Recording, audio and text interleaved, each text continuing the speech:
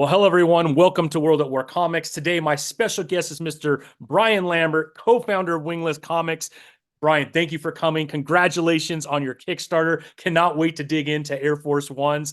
This title looks freaking awesome. Another awesome title to the collection of awesome titles over at Wingless. Can't wait to talk about it, my friend.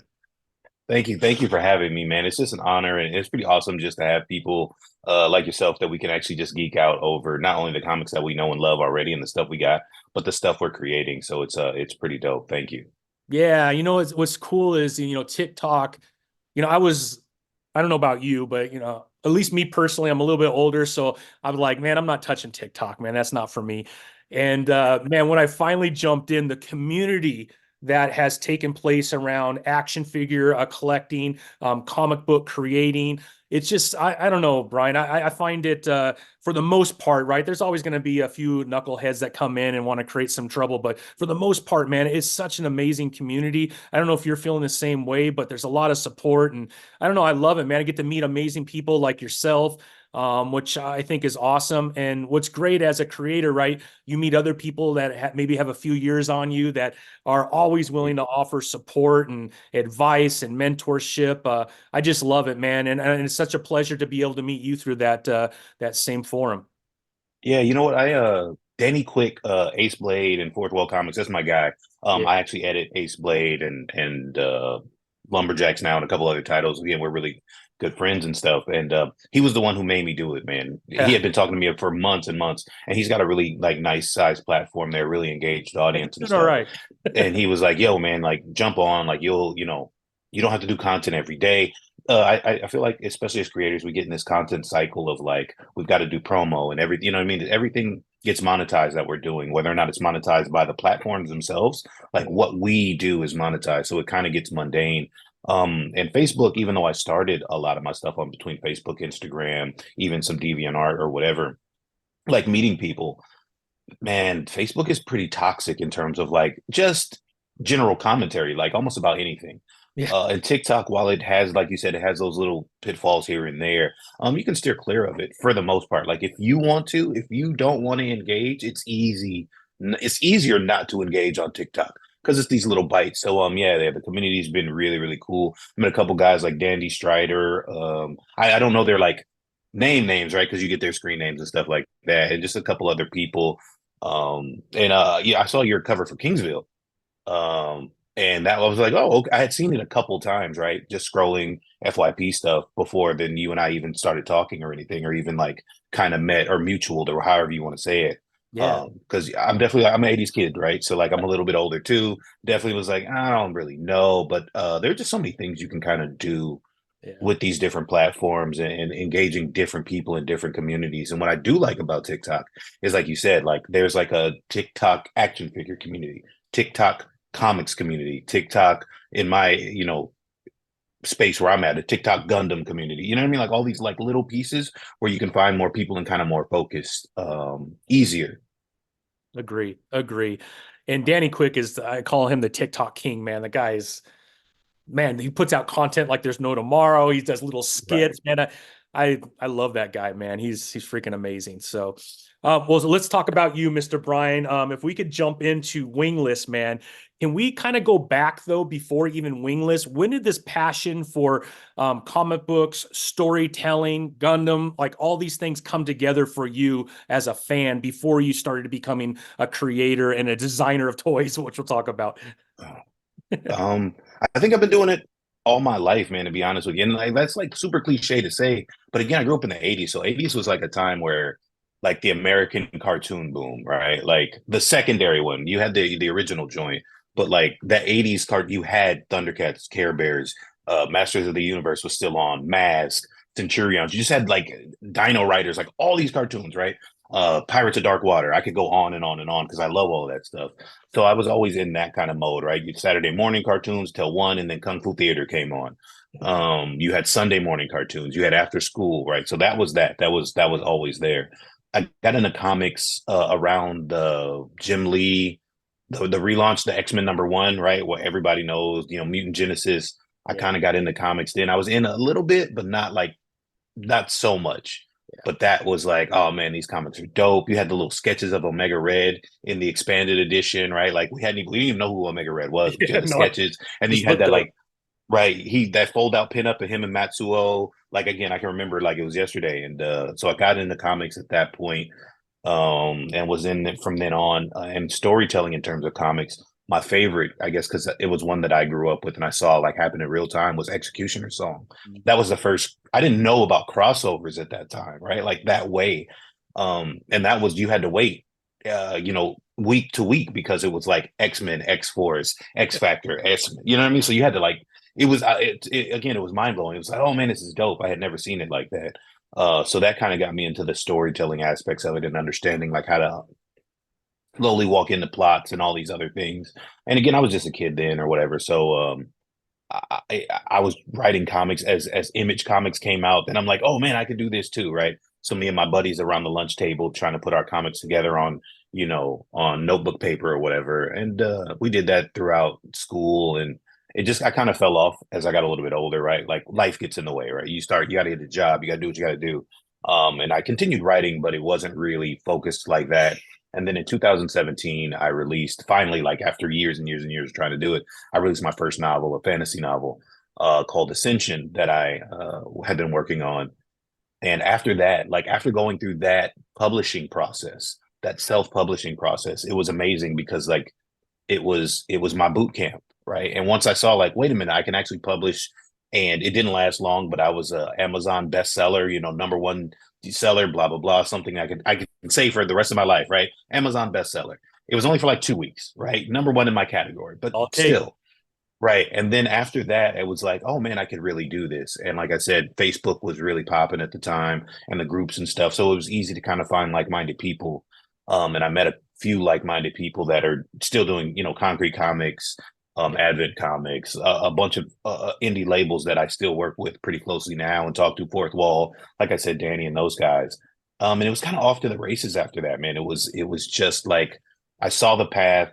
By then I had done some schooling. I had my creative writing degree, so I kind of knew a few more mechanical things. We had done some comic script writing through some of my courses, so I understood it a little bit better. And once I really saw a path, like, oh wait, I can hire an artist and I can actually get this done. Yeah, then I just didn't want to stop after that. I don't think you did either. You got quite a few titles on Wingless, man. Let's just kind of highlight a few of these, right? You got Justice, Nightfall, Her, which was incredible. The Saber Initiative, the Immortalists. Those are the ones that I have seen. Some of these, like if you're listening to this, if you're a member of Global Comics, you could read some of these on there as well. But man, you put out quite a bit in a short period of time. So I feel like you got the bug, man, and you were jumping all over it. You and the team You know, over I feel like strike while the iron's hot there. is one thing, and also I feel like we don't sometimes qualify or quantify some of the issues that artists, writers, everybody has, right? We get imposter syndrome, we get depression, we get all these different, the myriad of things, right? And there's a spectrum of how hard or how light these things hit you.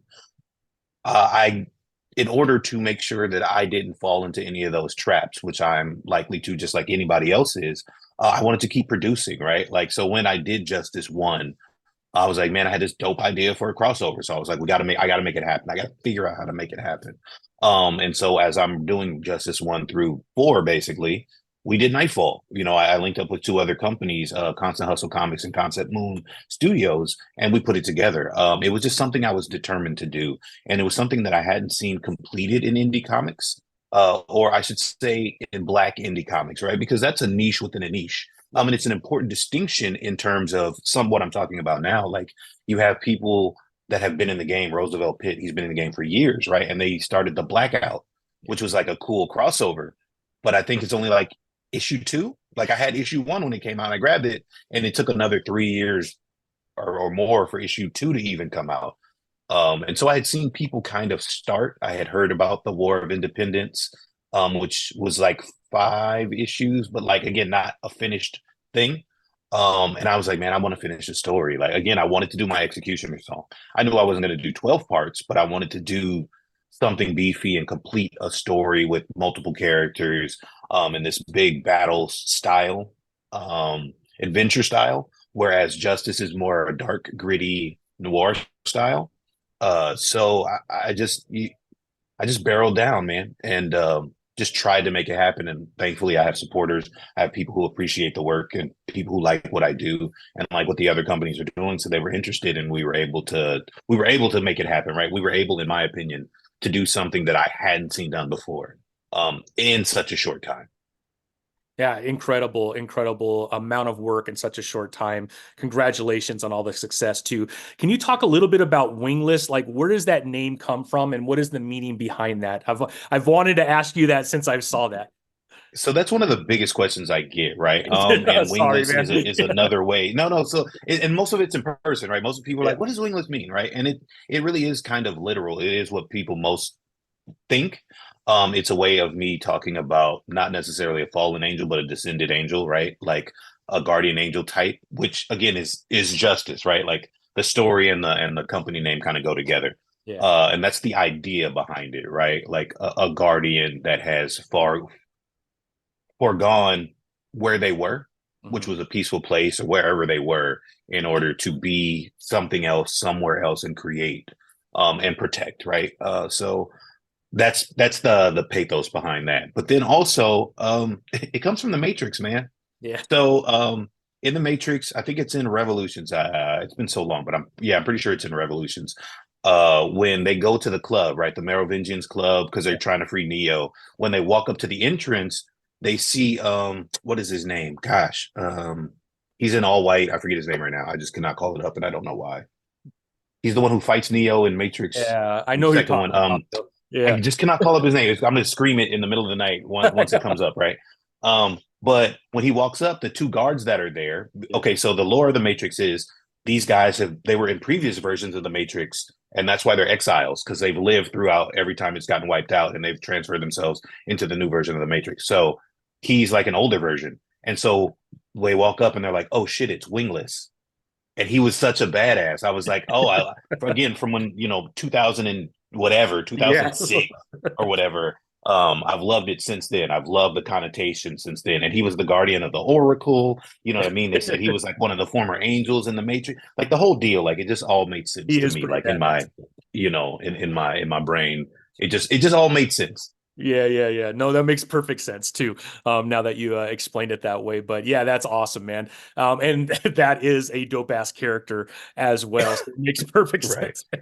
Right. Yeah. So, man, if we could go through just a few of the titles, if you could give us just a little synopsis of each title, just for people that haven't been exposed to Wingless, they could go to your website over at Wingless and check out these titles. But let's go one by one if that's okay with you, Brian, Yeah. because these titles are awesome. So let's talk about Justice because it is a little bit darker. It is pretty gritty. It's pretty awesome. If you could kind of give us a little quick synopsis of Justice, that'd be amazing.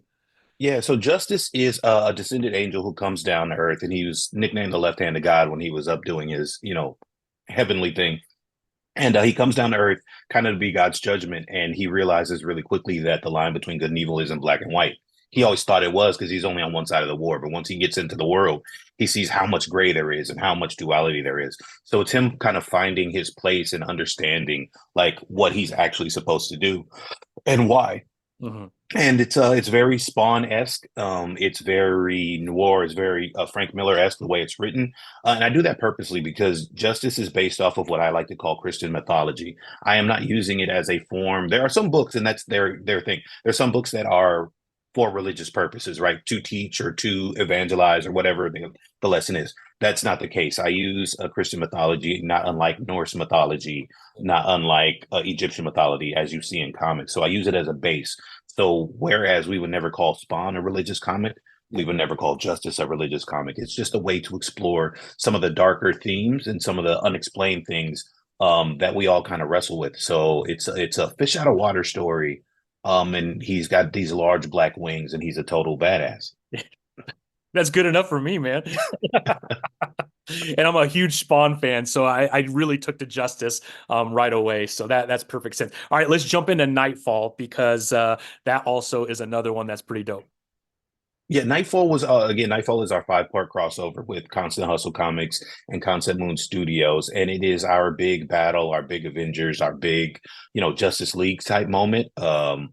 Our heroes, the heroes from their universe and our universe, basically have to get together and stop the end of the world. An ancient secret society is trying to resurrect the ancient world serpent Apep, which is another mythological creature. It's Egyptian mythology, and it's the serpent that would devour the world. So they're trying to bring that serpent back to devour the world, and our heroes have to stop it. So it's like that kind of, it's popcorn fare, right? In the best ways possible. I wanted something where we didn't have to do origin stories for all the heroes. We didn't have to do all this great backstory, but we could show them all coming together, all having some common ground, and fighting a big giant snake. Like who doesn't want to fight a big giant snake? You know? Absolutely, man. All right, how about her? She's She is a another long, badass, man.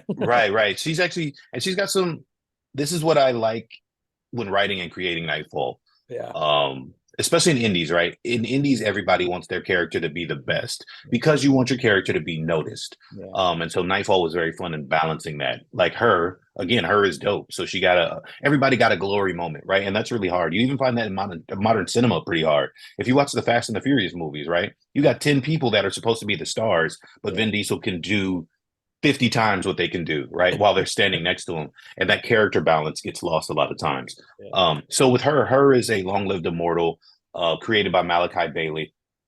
And in each incarnation of her life, every time she dies, she comes back with a different persona. So this particular persona, she's come back and she is a water elemental. So her task, her journey, her life's purpose right now is to find what her life's purpose is. It's to find why she keeps getting killed, why she's having this cycle of life and death, who's hunting her, and why. And all of that's obviously going to be unveiled as the series progresses. Right, right. That's so cool, man. All right, how about the Saber Initiative?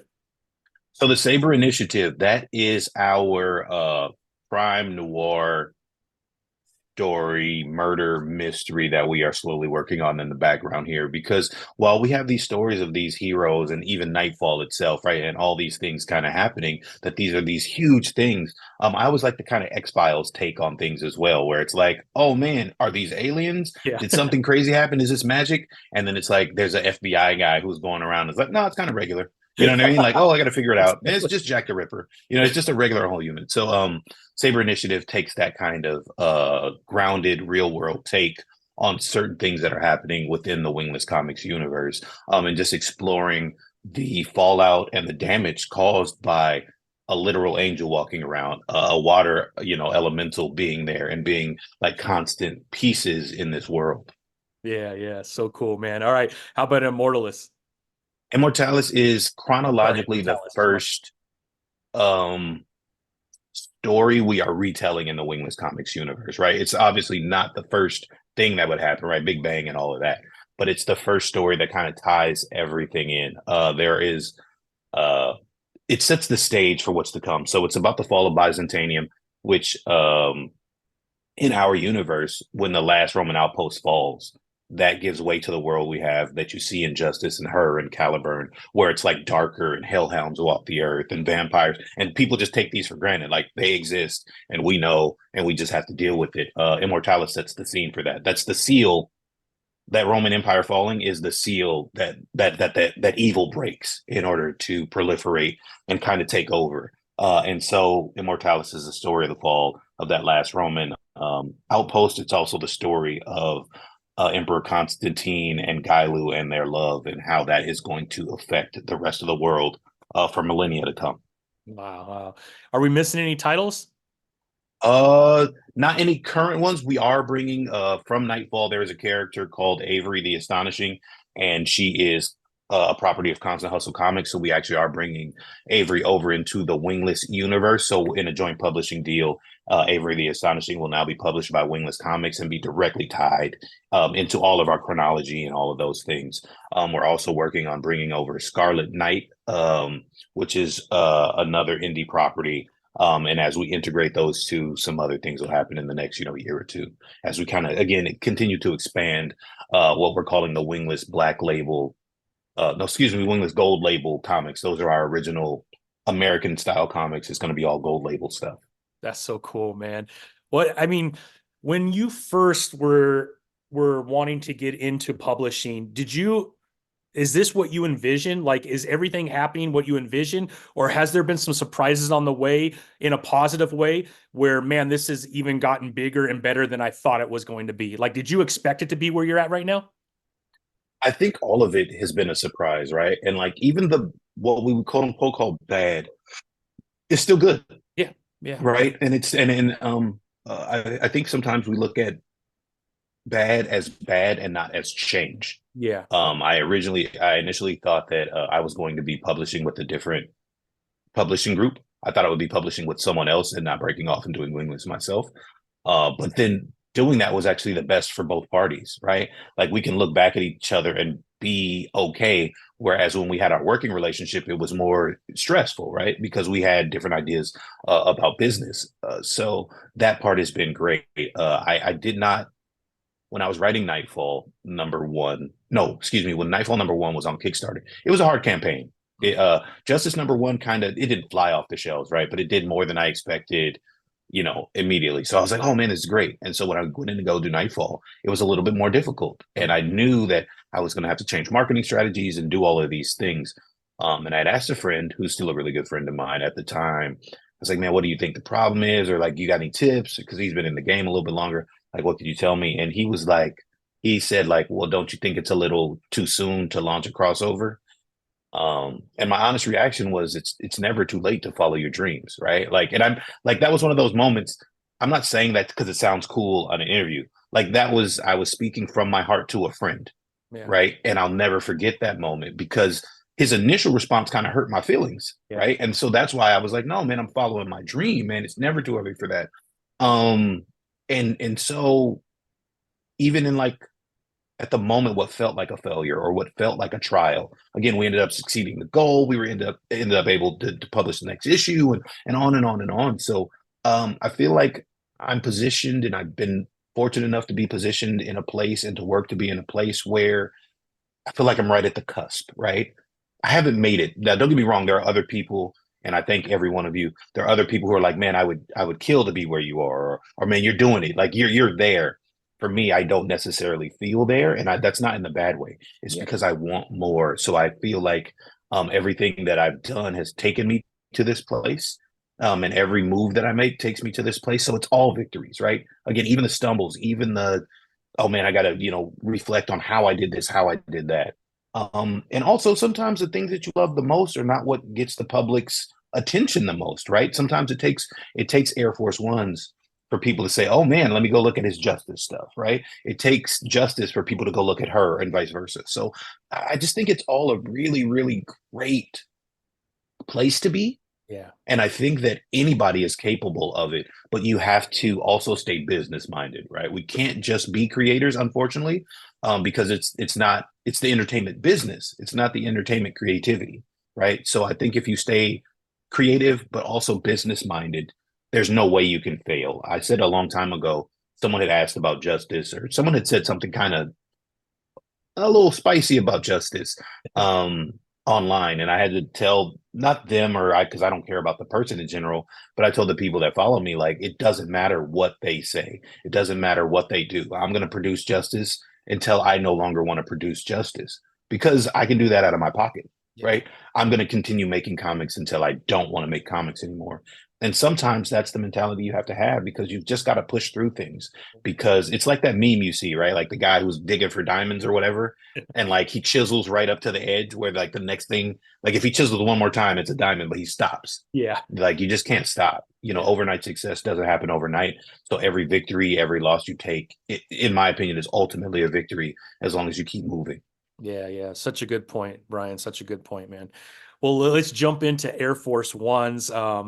Man, the artwork looks fantastic. Right when you first posted that this was going to be a Kickstarter, I'm like, damn, that sounds so incredible. And I feel like a lot of other people felt the same way because with 11 days to go, you're already at 109%. So congratulations.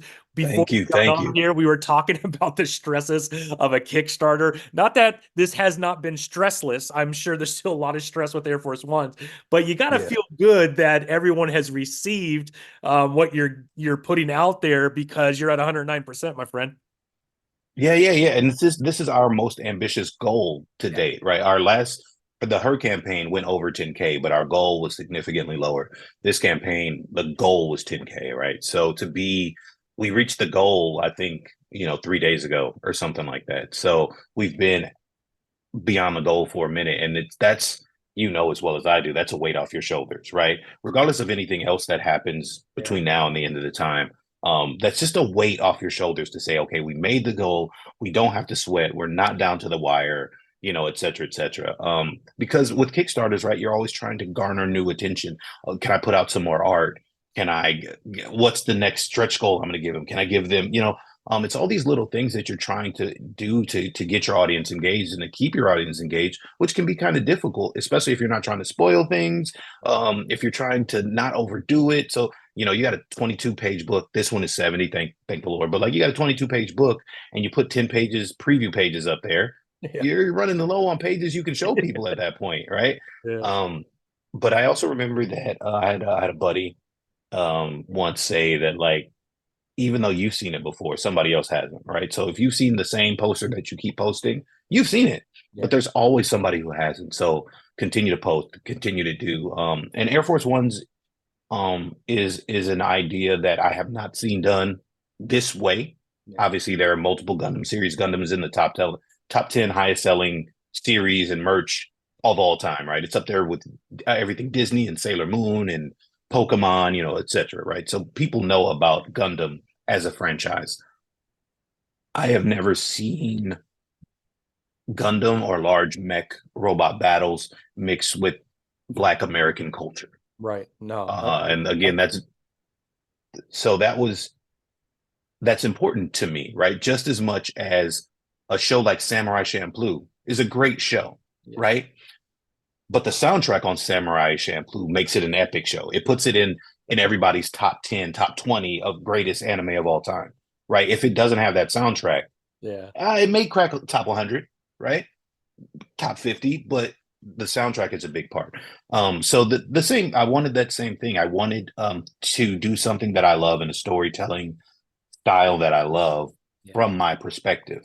And I think the best writing and the best storytelling comes from your perspective, whatever that might be. Mine is what it is because of who I am, right? If I were you, my perspective would be different and I would champion you writing it the same way, right? From your perspective. When people drop out of their own perspectives, I think that's when we have a lot of issues with storytelling and narrative bases and stuff like that.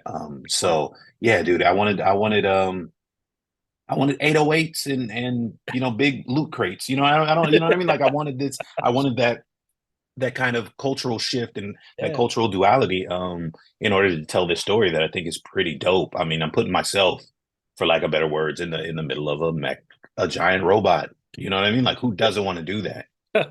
It sounds pretty amazing to me. Can you give us a quick like synopsis of what people could expect from Air Force Ones from a story perspective? Yes. So Air Force Ones is the story of Nas Williams, Sky Williams, and Maui Gray, who are Academy cadets in this world that's pretty similar to ours, but far in the future, and just some tweaks that are a little bit different. And after the Exodus War, they have mandatory military service. So these three Academy cadets end up stumbling upon legendary Mad Gear, which are these ancient kind of robots that were used to win the war.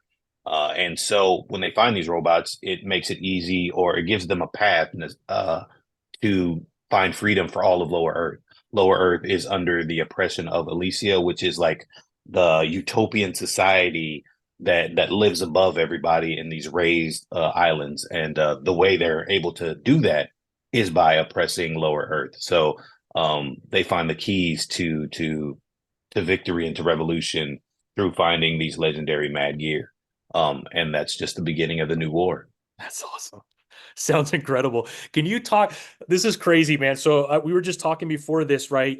You had a post on TikTok where you were showing a action figure that people could expect. And I got goosebumps just thinking about it. I think it's every comic book creator's dream to have a comic book, but then also to have some action figures that tie into that comic book. Yes. You are making it happen, Brian. Can you talk about how that transition from storytelling to action figures took place and where you're at with that?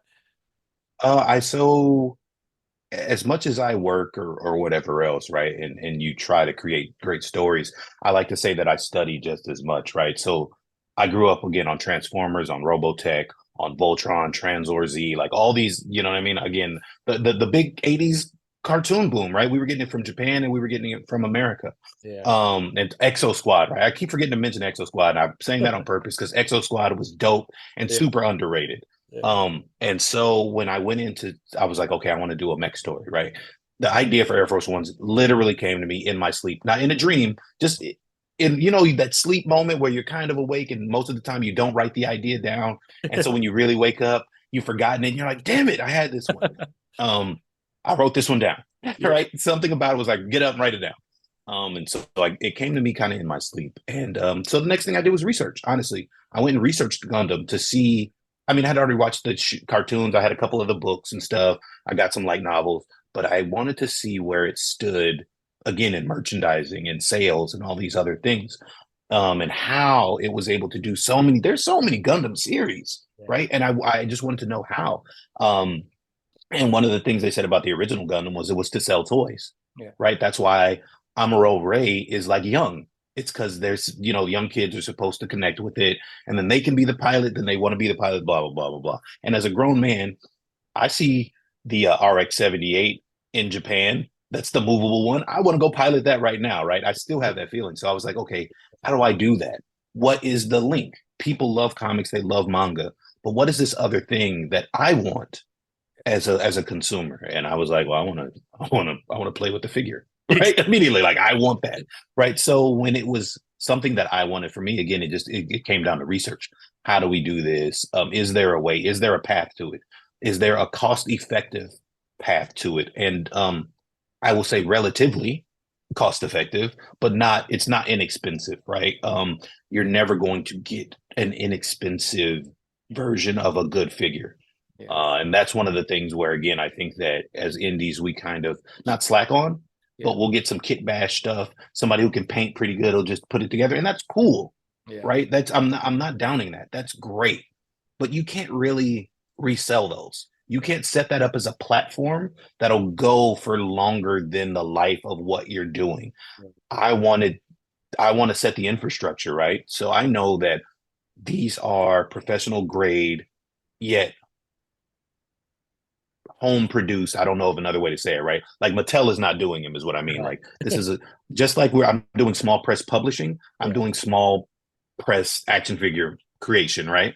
And so I knew I wanted to do that, but I wanted to set the structure just like small press publishing is for a bigger, larger entity to be able to take my infrastructure and say, okay, hey, you sold X amount of units. This is what we're going to do, and this is how we're going to make the next set of units, so then we can sell those. And that is what I wanted to do. And I wanted to do everything from Wingless is industry quality. And I even wanted to make sure that the action figures were and are. That's why we're still prototyping. That's why we're still working out, you know, the articulation so that we get it right. Like I said, the figure is right here behind me. I love it. I have it in its case right now, and I'm putting it on the wall later on. So I don't play with it, right? So I'm not, you know what I mean? Like doing the whole kid thing, because I 100% would myself. But again, I wanted to just make a structure so we had something where there's a path for me, right? And what I want to do. But ultimately, I can potentially put out the infrastructure for other people to be able to do it as well. And to be able to say, here's step one, here's step two, here's step three, here's all the money you need to do it. And now here we go. If at the end of this, if at the end of Air Force Ones, I'm the Todd MacFarlane of indie comics, I'll take it in a heartbeat. You know, McFarlane toys are amazing. I know you got a bunch of them, right? I got the few hundred of them, man. right. I got the Angelic Spawn on pre-order right now. I'm waiting for March 1st. It needs to be at my door, right? I mean, that would be an awesome place to be. I think that, like you said, collectors like yourself, like myself, we love that kind of stuff, and it is a dream to see going from your mind and writing something is one thing, right? And you see it on paper, and that's great.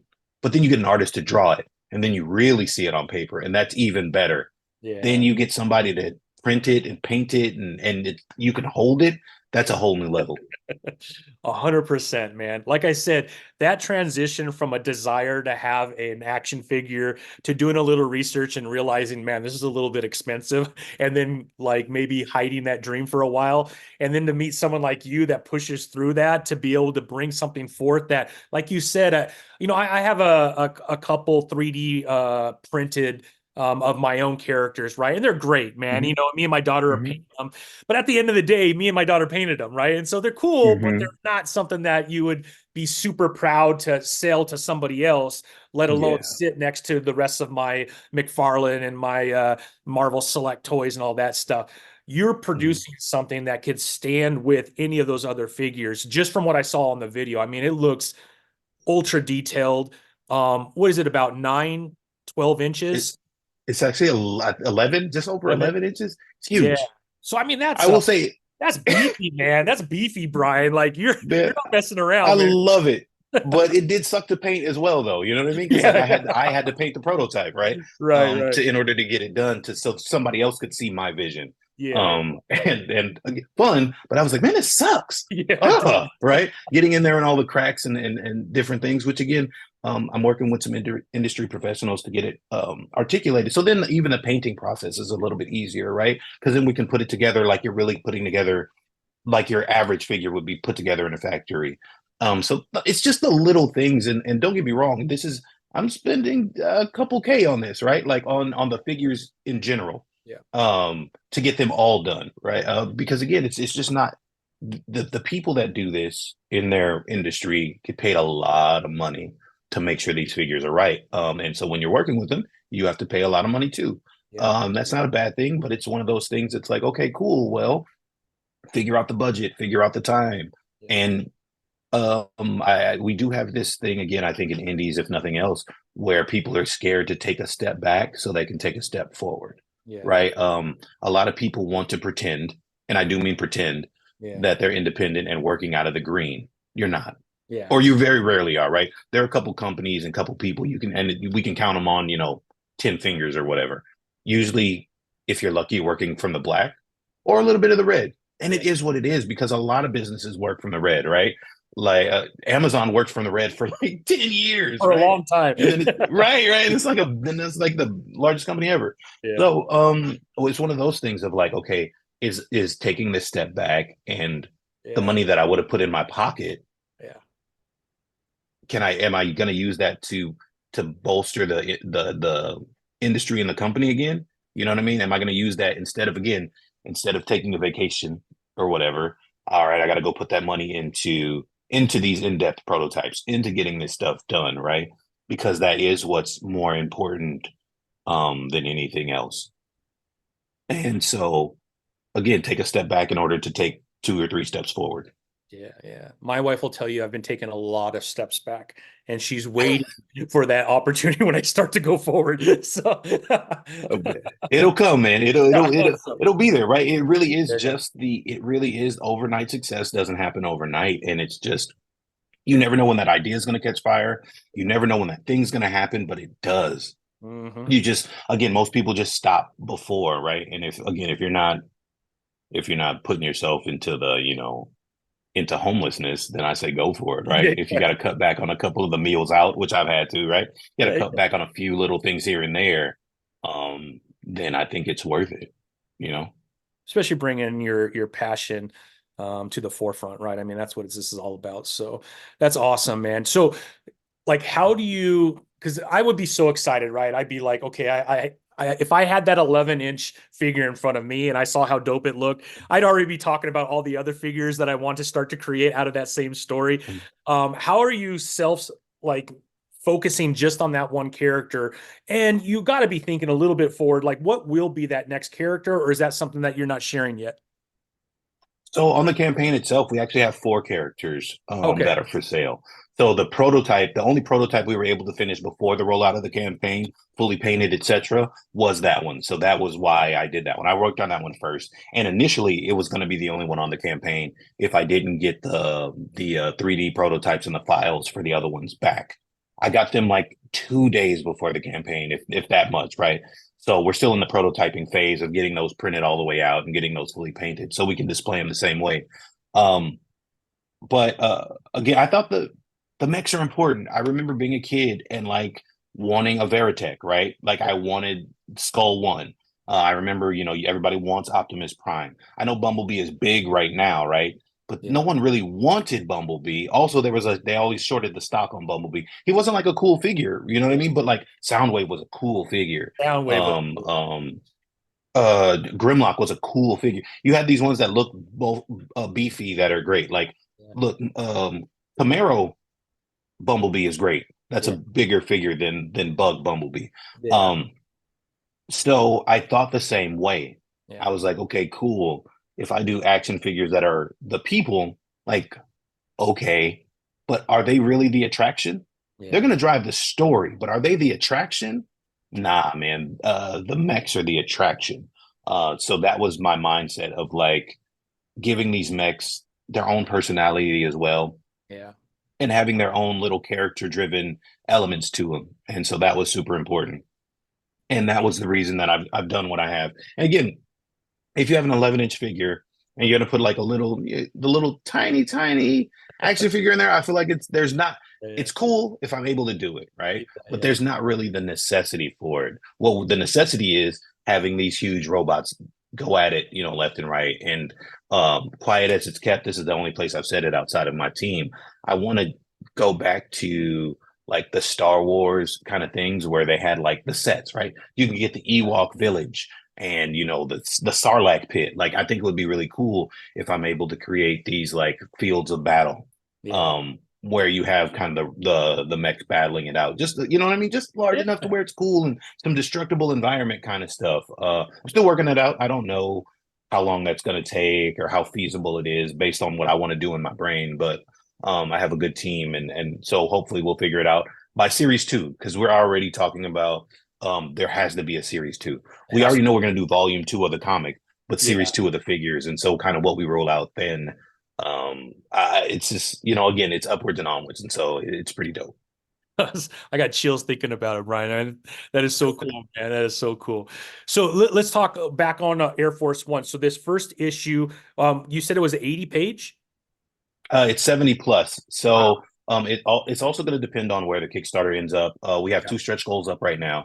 At Mhm. 15K, where everybody's going to get a randomized keychain that will be one of the models, one of the mechs. It's one of the four mechs. We're just going to print up a bunch of those, get the keychains going, and it'll just be randomized for everybody, Yeah. for every physical backer. And then at 20K, we're going to add 20 pages to the story. So Nice. we're anywhere from 70 to 100, depends on kind of where we end up. We're also going to have some just supplemental material as well. You know what I mean? Some little write-ups on the mechs and just like little things, you know what I mean? Like little Yeah. interest pieces. Because I think it's cool and kind of in the mind of what we were doing. And I want some people, I would love them to see the difference between the script and the pages. Like you said, like you like some of the art. And Iqbal, who is our illustrator, this guy's insane, man. I'll be the first one to say he's just crazy. I told him, I'll do like 5 pages on a panel, and he gets back to me, and it's like 7 or 8, and he's got all these little angles and the face shots and stuff, and he's like, no, I did it because of the drama, and then I'm like, hey man, thank you. You did not have to do that, but God, Yeah. it looks great, and so thank you. Like let's move. So it's those kinds of things that I really try to like jump on and make sure that we give people what I like to look for in a book, right? I love the book itself and I love the story itself, but just kind of getting in the brain of the author and the creator and the writer sometimes and the illustrator is kind of cool too to just see how that process works because I think we can also demystify creating comics. It's difficult, but it's Yeah. not impossible. And so it's kind of cool to kind of show people like, no, you can do it. You still got to study a little bit. You still got to research. You still got to do work, but it's not impossible. Yeah. No, for sure, man. This is so exciting, Brian, man. I'm so happy for you with the success of the Kickstarter. Man, with 11 more days, I hope we get to those thresholds where you're adding 20 more pages. But you already like how far in advance do you have this story going? Like have you already written quite a bit and are you already very well into like that second arc of the story or are you just focusing right now on this current arc and getting that done for the Kickstarter? A little bit of both. I have the overarching story in general. So in my mind right now, it's 4 volumes. The Okay. volumes will increase in length as we dive further into it. I needed to do 70 pages right now to see where we are. Mhm. I don't see volume 2 being less than 120. Yeah. Wow. So I know the overall story.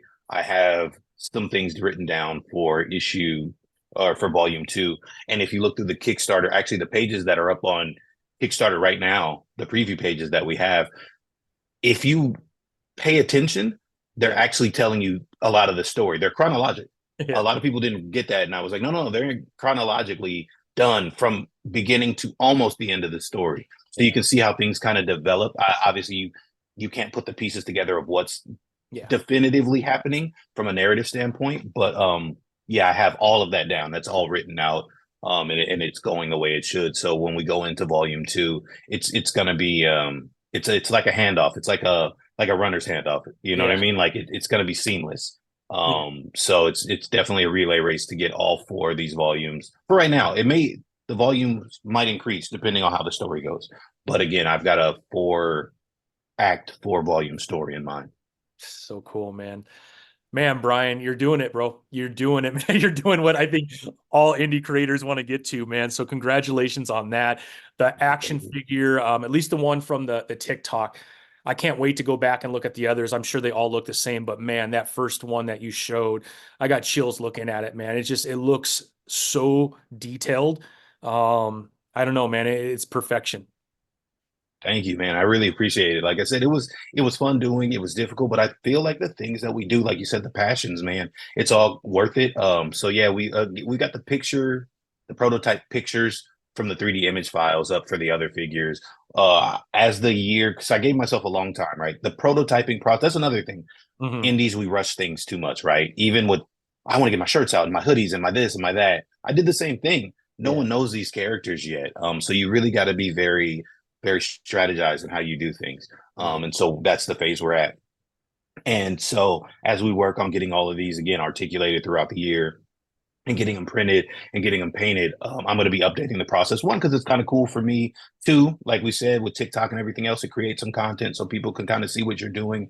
And I just want everybody to kind of be in on the process with me Yeah. as I create these things. Like as I do it, I feel like it's just a fun way to kind of bring people in and show again that like this is something that not inexpensive, but Yeah. something that's possible, right? Yeah. So I think that's important. Amazing, Brian. Congratulations, man. Are we missing anything? Is there anything else that you want people to know about this current Kickstarter? 109%, but you still have 11 days to go. So there's plenty Yes, of time sir. for people to get in right now and jump on that. And trust me, when you go to the Kickstarter and you look at the artwork, you look at the story, you look at the action figures, you're going to want to jump in, man. This is by far probably going to be the most exciting indie comic to come out in the first quarter of 2024, I think, just because of everything that you're doing that's surrounding the comic book, right? You have to have a good artwork, you have to have a good story. But then when you have those two things and you throw in an action figure and all the other things that you're doing, Brian, it's got to be one of the top indie comics that are coming out the beginning of the year. I appreciate that. I mean, the goal is to peacock a little bit, right? Like the goal Yeah, is to yeah. do something the best you can. And that's really the point. And so again, I'm a very big study of cartoons, of comics, and I've consumed this media my entire life, and not in a way of just watching it, right? Like studying it while it's there and understanding the mechanics of it and why it does what it does. So being able to bring something again that I'll never be able to go back and be in Robotech, the Macross Saga, right? But maybe I write one that's just as good, right? Maybe I get a chance to write the screenplay. Like, who knows, right? Like, that's my pitch for this stuff. So I wanted to have that level of magnitude, and I'm glad that people are seeing that. Again, I'm working with a great team. Iqbal is an amazing artist, as well as Victor. Victor is a great colorist. My team for letters over at Runemakers, they're amazing. Brett Hillisham, my editor who works with Wingless Comics, Indie Comics Dispatch, like all of these little elements going into it, and all the people I'm working with has really made this a project that I've always been in love with, but other people can see that love and that passion. So again, we have 11 days. Check out the story. Again, we got 10 preview pages on there. We've got multiple covers. We've got shoes. We've got action figures. We've got t-shirts. We've got the entire thing. The book itself is going to be over 70 pages. We just got a lot that we're offering, and purposefully offering that to people because we want to add value to this comic space. I also want to be in a place, obviously it's important to me. There are a lot of diversity initiatives. There are a lot of things that go on, and you get the discourse back and forth, too woke, to this, to that. I don't listen to a lot of that. I hear it, right? But I don't listen to a lot of that. What my focus is to create a place for marginalized people of all forms to be able to tell stories, right? And so we've seen that historically through X-Men, through Gundam, through all these things. We're talking about child soldiers. We're talking about proliferation of war. We're talking about social inequities. We're talking about all of these things under a fantasy, guys. Even Tolkien was talking about the war machine in Lord of the Rings, guys. So I want to continue voicing those things from my perspective. I want hip hop beats inside giant mechs, right? For sure. I don't know that it gets better than that, right? If you hear a thumping hip hop beat, if you hear DMX anybody who's playing through one of your figures, man, oh my gosh. Right. So this is, I feel like that, right there, it's made for that, right? It's made for these things. And so I want to add that element to it. I want to do it in a good way, and I want to storytell and on and on and on. So that's my goal, and that's my purpose with this. Also, just creating some fun again for guys like yourself and myself to be able to put these figures on the wall and say, like, man, this looks dope, and it looks just as good as anything else. And in terms of being able to create the infrastructure for other indies in the future. So there's a lot that goes into this behind the scenes and in front of the scenes. In front of the scenes is you're going to get a badass, dope book, right? Like you're going to get something that's a great story. Wingless Comics is known for great stories. We're known for great art. We've done this. We've multiple awards, et cetera, et cetera. None of that matters, right? What matters is the content, and that's what we're known for. So now you're going to get this other element of creating this platform where we can do more with what we have, right? And again, not just us. It's going to start with us, but you have to imagine that the people like yourself that I talk to, or Fourth Wall or Advent Comics, we're going to be able to open some of these doors so that all of us can kind of walk through them. Yeah. Again, it's a worthy project. It's my favorite. It's my favorite to date, right? Justice is my baby. Yeah. But I'm having so much fun with Air Force Ones because it's kind of outside of what I normally do. It's something that I've loved my entire life. So it's a great chance to get to do it. And I feel like everybody who reads it or everybody who goes to the campaign will see that from what I've written so far. And it still has my deep lore type storytelling. We've got hundreds of years of war and plots and and on and on and on that I consistently do. So you get all the elements that you're used to and a bunch of things that are brand new and are going to be awesome. Well, I'm all in for it, Brian. I cannot wait to get my copy of this issue and to see these action figures come to life, man. I'll have to dust off a little portion of my shelf to get it ready, man. Man, I'm gonna be looking. I'm gonna be looking at all your TikToks with like a little magnifying glass every time. This is where? Yeah, man. You got a huge collection, man. So I can't wait, man.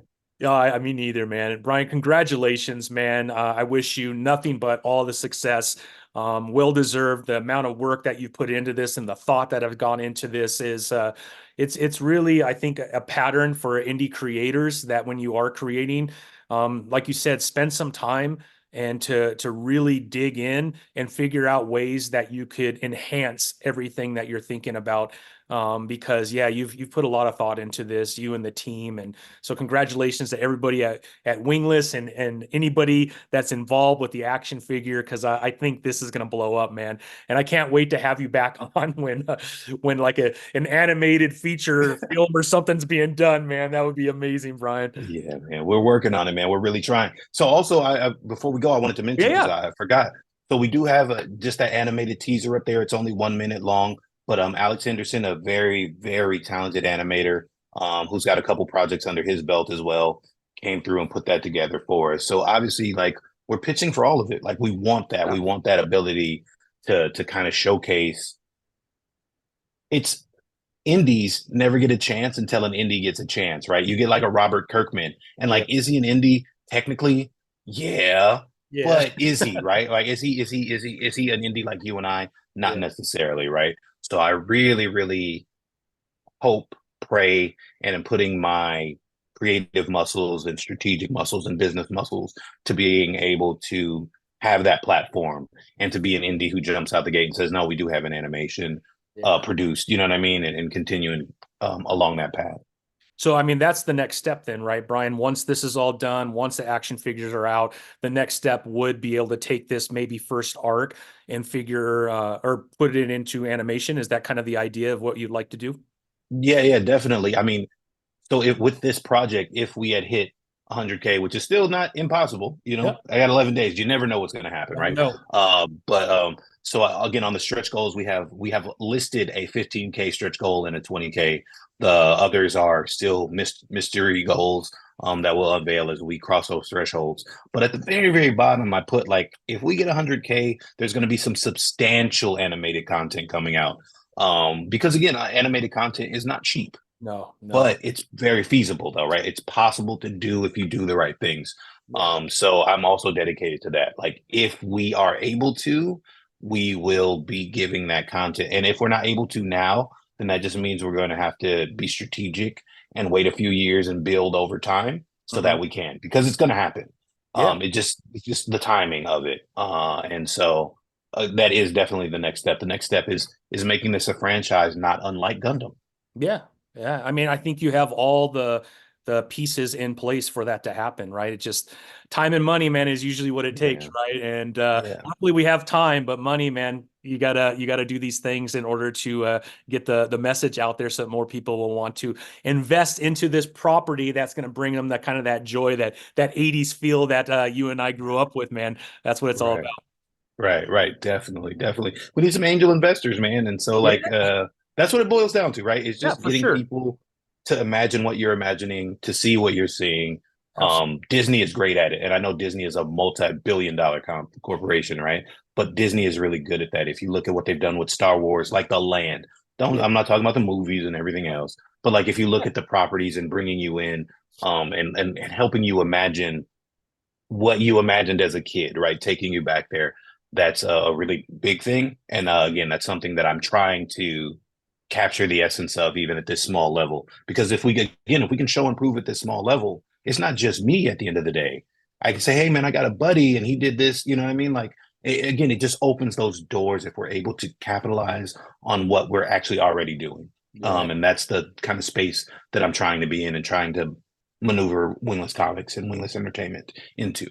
Yeah. Well, I feel like you're on your way, my friend. You're on your Thank way. you. I appreciate it, man. Well, Brian, thank you so much for joining me today. You always are welcome. Anytime you want to come on, we'd love to have you back. But I'm super excited for everything that's coming from Wingless, and I'm glad to, in a very small way, be a little bit of a part of it because I'm going to have that title in my hand very soon, and I Yes, cannot sir. wait for it, man.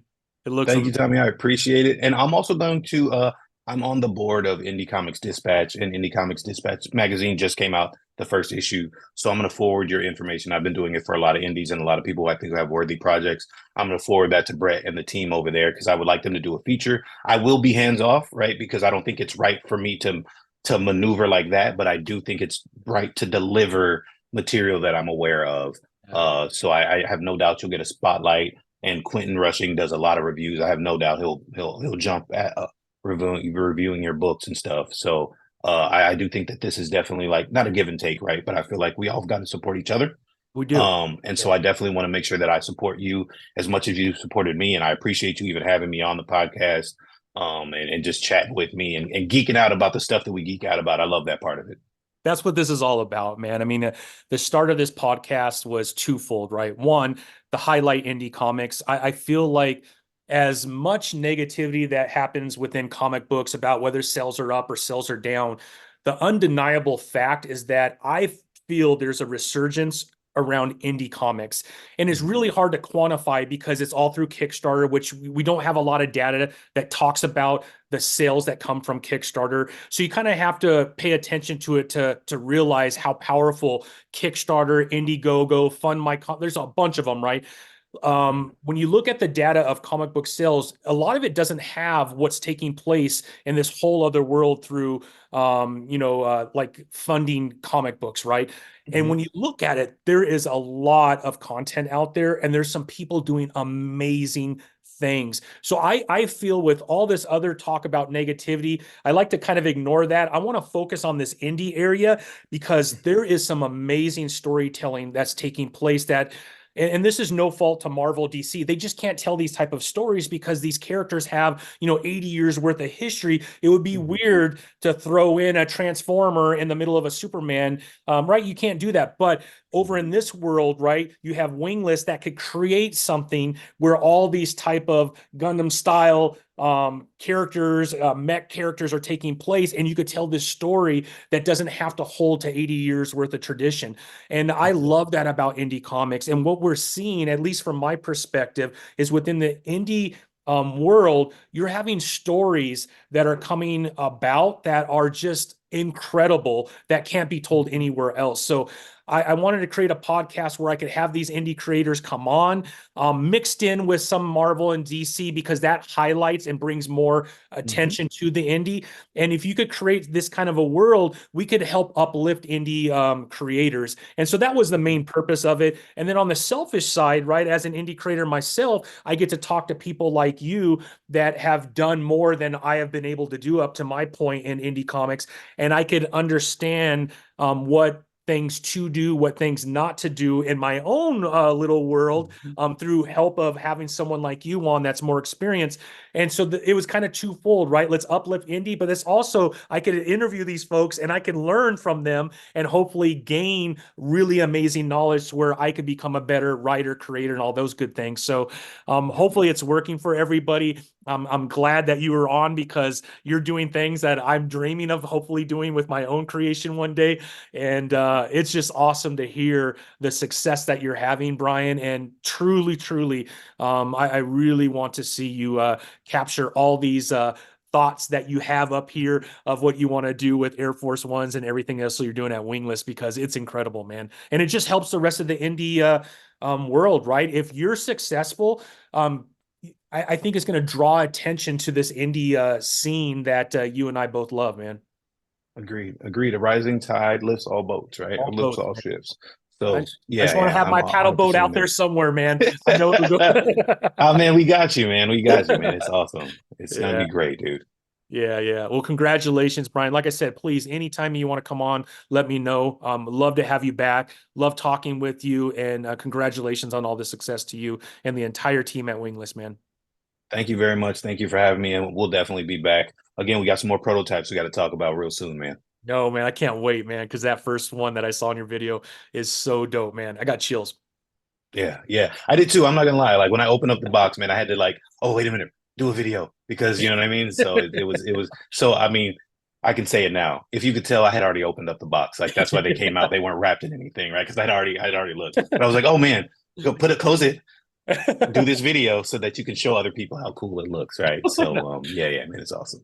Sometimes when I get a McFarlane figure that I've been waiting for in the mail, I'll open it and you pretend like you're opening it for the first time. I Yeah. stopped doing that, man. Look, I opened it. I had to see what it looked like, but now I'm gonna reopen it for all of you, right?